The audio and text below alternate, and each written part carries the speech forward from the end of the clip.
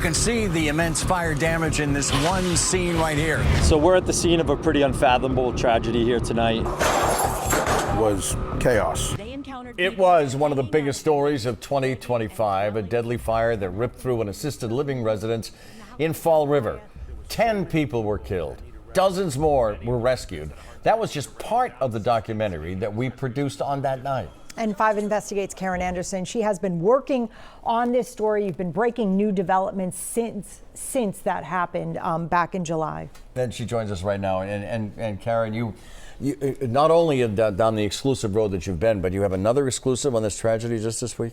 And we got to be part of a reunion. It's now 6 months after the fire. And this is a reunion between some of the survivors who were there that night. They got to meet and say thank you to the first responders who rescued them. There were some powerful moments. This is just a little bit of one of those stories. Right here. Thank you. Thank you, everybody. They've never seen any of the firefighters and first responders who saved their lives that night until now. I want to thank the firefighters. They saved my life and saved all our lives. It feels wonderful. It's wonderful. I'm telling you, it's so good. So happy to see you, my friend. Michael was overwhelmed with emotion as he met 3 of the firefighters who were there. They saved lives, including mine, and I'll never be able to thank them enough. Never. That's so raw to hear them. They saved lives, including mine.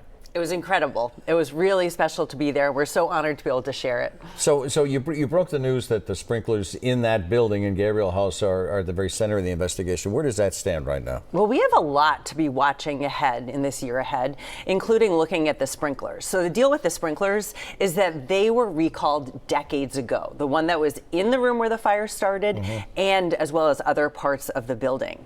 And so now there are the questions about why they were there. There's some finger pointing. We're seeing more of this played out in civil lawsuits, and we're also seeing civil lawsuits filed by both people, the families of people who died, as well as the survivors. So there's a lot to watch. Of course, these are also part of the investigation led by the Bristol County District Attorney's Office. One other thing that I want to point out with these sprinklers is we have learned from the Fall River Fire Chief, he found some of these sprinklers in other places in Fall River that house vulnerable people, like group homes.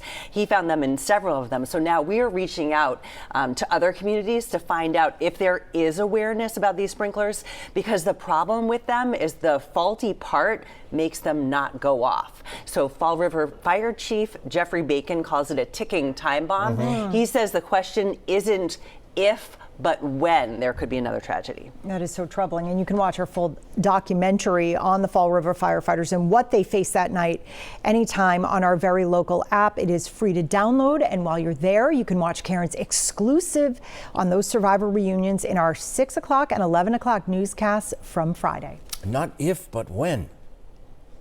Well, those words are haunting and frightening to hear. Yep, and we're doing what we can to raise awareness to try to learn more about and let people know that these could be out there. Karen, thank you for that. Folks, thank you for joining us. Every Sunday we go on the record.